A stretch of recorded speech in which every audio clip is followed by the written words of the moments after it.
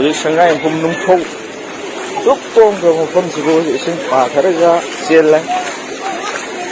koi gi athum matam da video sin thengna phum da water resource bora hutang kubirak na ba jese mamang likai nung thong mamang likai umoi loi ra ni sigi sing na ken tharaga de nung thau thong ram ong na leiba phum ni ba tharaga de tren imagine high level of water river bank nan so oxygen la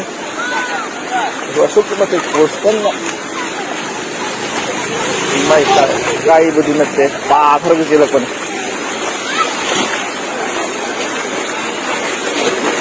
yung kai thum ma yung kai thum le ore bare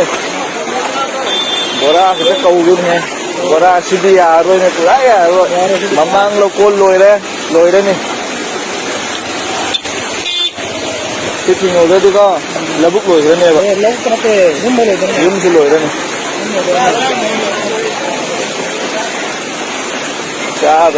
Low for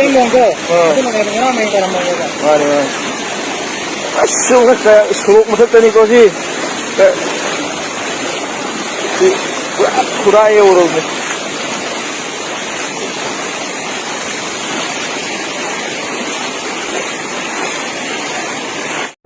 Tentha houzik ising isaugi phibam Parindo dispito ro kale bai ta do jam kanna tinna bonari sangmati ade sattu ji ati thinga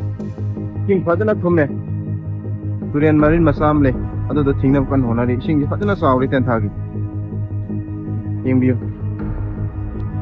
wangjing tentha houzik oiriba phibam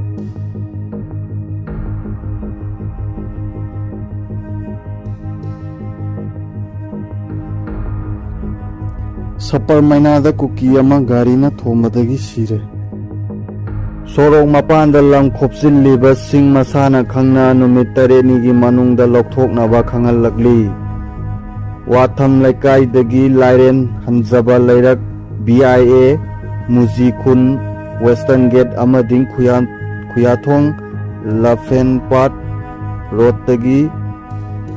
Polem lairak hairiba lambi asida drain construction gi thabak paikhat kadaba maramna aina yadaba mawongda sorok mapanda lam khopsinduna dukan railing balcony veranda stair na singba sajiliba sing asi numit tareni gi manungda masana khangna lokthoknaba Imphal West Division PWD Executive Engineer na khuyek piduna thadorok paseron amana khangalagli Passenger puba hi ama laksin badagi mahairoi taramanga yaungna punna miyoi kun asok apan nangkhre Assam gi Lakhipur da passenger puba hi ama laksin khibadagi mahairoi taramanga yaungna punna miyoi kun asok apan nangkhre KCP PWG gi kadar ani police na Lairong Ten Pitra dagi khulai ga konana fare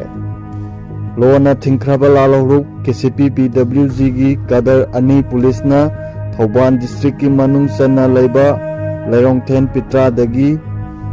khulai ga konana fare